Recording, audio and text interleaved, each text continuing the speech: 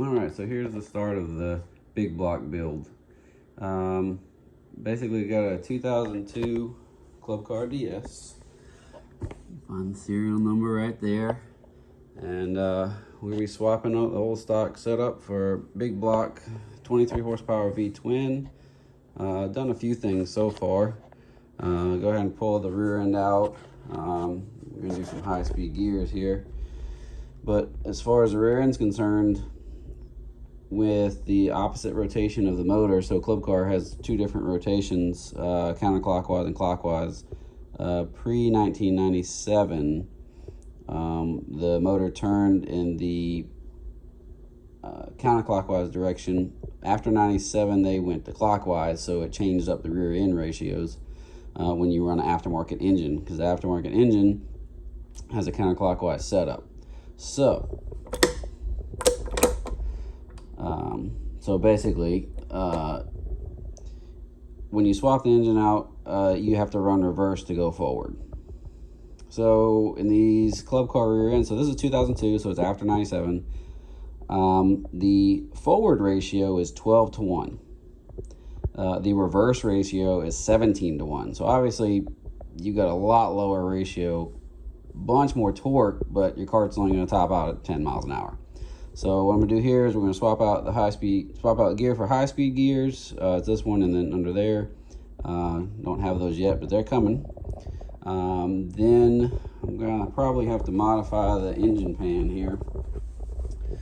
So, my plan is to drop it down this whole pan so the engine will sit in the cart without a lift kit.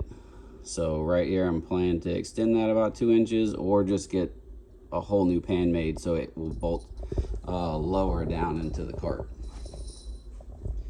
Got the tank all cleaned up. Had to take the cart, flip it upside down, and pressure wash everything. I've got the bodies for it. It's sitting outside. I have not dealt with the wiring yet, so all that wiring is gonna go. The only thing we're keeping is the throttle linkage right here. That's it. Key switch is gone, everything's gonna be gone. It's all gonna have its own wiring harness from the V-twin.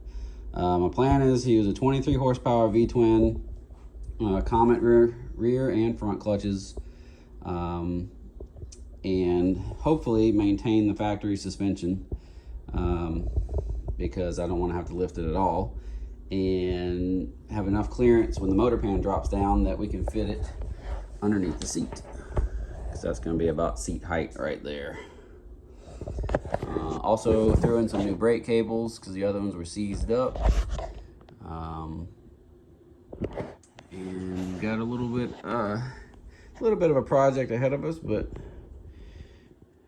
the plan is to make it pretty rowdy. Also going to attempt to throw on this nice big HMF muffler, so to keep the tone nice and quiet. This is the sealant I use for the rear end. It works the best I've seen.